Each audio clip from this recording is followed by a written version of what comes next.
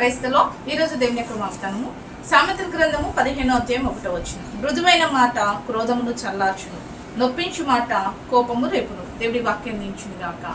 ఆమేన్. అవునండి, దేవుడు ఇక్కడ మనతో మాట్లాడుతున్నాడు. మృదువుగా ఎవరైతే మాట్లాడతారో వారి విషయంలో దేవుడు చెప్తున్నాడు. అదే రీతిగా మరి నొప్పించు మాట్లాడే మాటల గురించి కూడా దేవుడు ఇక్కడ మాట్లాడు. ఒకటి మృదువైన మాట, రెండోది నొప్పించు మాట. మృదువుగా ఎవరైతే మాట్లాడతారో వారు ఏం చేస్తారంటే క్రోధమును చల్లారుస్తారంట, కోపమును చల్లారుస్తారు. మరి అదే రీతిగా మరి చెప్తున్నారు, నొప్పించేలాగా ఎవరైతే మాట్లాడతారో, తొందరపడి ఎవరైతే మాట్లాడతారో, హృదయాన్ని గాయపరిచేలాగా ఎవరైతే మాట్లాడతారో వారు కోపమును, ఎదుటి వాళ్ళకి కోపం రేపుతారంట. అయితే ఈరోజు దేవుడు మనతో మాట్లాడుతున్నమాట, మన మాట మృదువుగా ఉండాలి. మనం మాట్లాడుతున్నప్పుడు కోపపడుతున్న వారి సహితము ఆ కోపం చల్లారేటట్టుగా ఉండాలి. కానీ నొప్పించేలాగా, కోపం లేని వారికి కూడా కోపం వచ్చేలాగా మన మాటలు ఉండొద్దని దేవుడు ఈరోజు మనతో మాట్లాడుతున్నారు.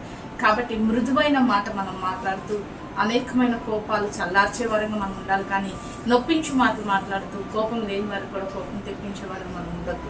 కాబట్టి మన జీవితంలో మృదువైన మాట పొందుకుంటూ, మృదుగా మాట్లాడుతూ, అనేకుల కోపాలు చల్లారుస్తూ, మృదుత్వంతో, మృదువు కల మాటతో మనం ముందుకు వెళ్తూ దేవుని మహిమపడతాం. కోపం రేపేవారు కాక కోపాన్ని చల్లార్చే మృదుత్వం గల మాట మన దేవుడు పెట్టును కాక అలాంటి స్థితిలో మనం దేవుడు దీవించును కాక.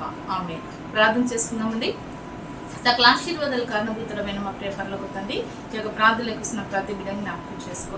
మృదువైన మాట కోపమును చల్లార్చును, నొప్పించు మాట కోపం రేపు అంటున్నాం. నీ బిడ్డలమైన మేము నొప్పించే మాట, కోపం రేపే మాటలు మాట్లాడక మృదువుగా మాట్లాడుతూ కోపమును చల్లార్చే వారంగా, గొడవలను చల్లార్చే వారంగా ఉండేటకు సహాయం చేయమని యేసు నామములో ప్రార్థిస్తున్నాం తండ్రి. ఆమేన్.